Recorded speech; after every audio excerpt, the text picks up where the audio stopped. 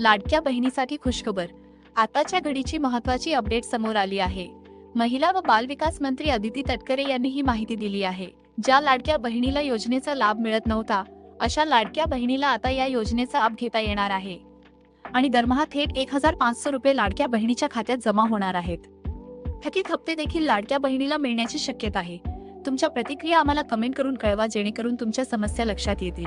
शेवटपर्यंत पहा. ज्या लाडक्या बहिणीला योजनेचा हप्ता जमा होत नाही, त्यांच्यासाठी ही खूप महत्त्वाची माहिती असणार आहे. मुख्यमंत्री माझी लाडकी बहिणी योजनेअंतर्गत लाडक्या बहिणीला KYC करण्याची संधी 31 मार्च पर्यंत मुदत दिली होती. ती मुदत आता वाढवण्यात आली आहे. अजूनपर्यंत ज्या लाडक्या बहिणीची ही KYC अपूर्ण आहे, त्यांना ही KYC पूर्ण करता येणार आहे. म्हणजेच लाडक्या बहिणीला आता पुन्हा तिसऱ्यांदा ही KYC करण्यासाठी मुदत वाढ करून देण्यात आली आहे. सरकारच्या वतीने ही मुदत वाढवण्यात आली आहे, जेणेकरून पात्र गरजू लाडक्या बहिणीला या योजनेचा लाभ घेता यावा. म्हणजेच 31 मार्च वरून 30 एप्रिल पर्यंत ही मुदत वाढवण्यात आली असून आता ही KYC राहिलेल्या लाडक्या बहिणीसाठी ही खूपच आनंदाची बातमी आहे. आता या निर्णयामुळे राज्यातील लाखो महिलांना मोठा दिलासा मिळणार आहे. एकूणच ही मुदतवाढ आणि नव्या अपडेटमुळे लाडक्या बहिणीसाठी ही खरोखरच मोठी आनंदाची बातमी आहे.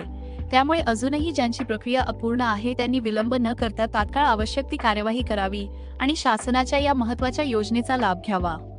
अशाच प्रकारच्या प्रत्येक नवीन अपडेटसाठी आताच आपल्या पेजला फॉलो करा. काही प्रश्न असतील तर कमेंटमध्ये नक्की विचारा.